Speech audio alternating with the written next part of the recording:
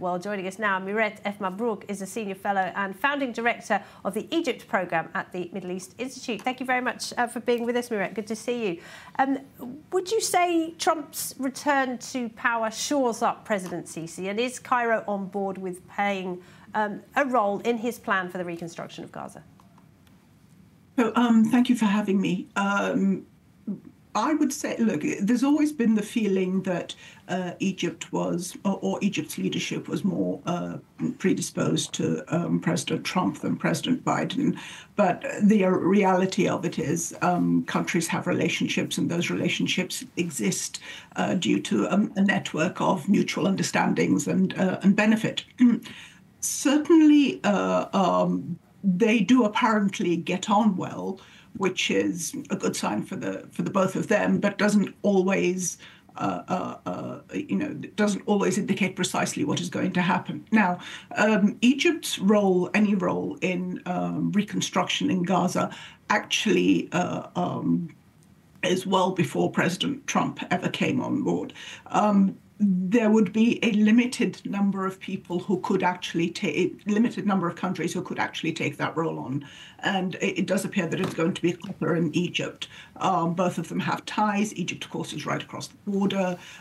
Egypt has a great deal of expertise. It has a huge construction sector, but it also has has relationships, as I said, with both sides, and therefore is in a position to be able to move well on the ground. But bear in mind that that's only for reconstruction. It's not for governance.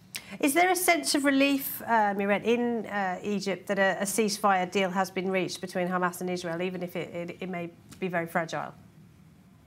Yes, of course. It's impossible to overestimate the amount of empathy that Egyptians have for the Palestinian cause. And of course, it doesn't help that it is an enormous conflict right on Egypt's borders. And Egypt currently has 3 conflicts on 3 different borders, really none of which it had anything to do with. So yes, there is relief. There is, however, a certain amount of trepidation because it is a temporary cessation of hostilities. The word ceasefire is perhaps, it's being used, but it is perhaps more hopeful than anything else. Certainly, Prime Minister Netanyahu has indicated that he is not interested in a cessation of hostilities. It's doubtful, really, what Hamas wants, because Hamas at the moment is between a rock and a hard place. Egypt, of course, has been affected by the wider turbulence in the region. One of the worst victims of the Houthis in Yemen attacking Red Sea shipping. That, of course, has had a knock-on effect on Suez Canal revenues.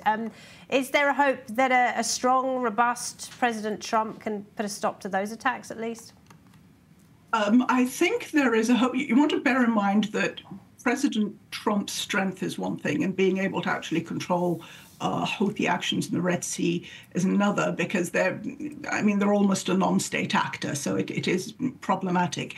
But as you pointed out, it's been disastrous for Egypt. 70% of the Suez Canal revenues have been hit, and that's one of Egypt's major sources of hard currency, and Egypt is in a bit of an economic crisis at the moment. So but I do think that what we're seeing is perhaps a return to a US foreign policy that is perhaps more robust and more present in the region. And that's not at all a bad thing. That's a good thing.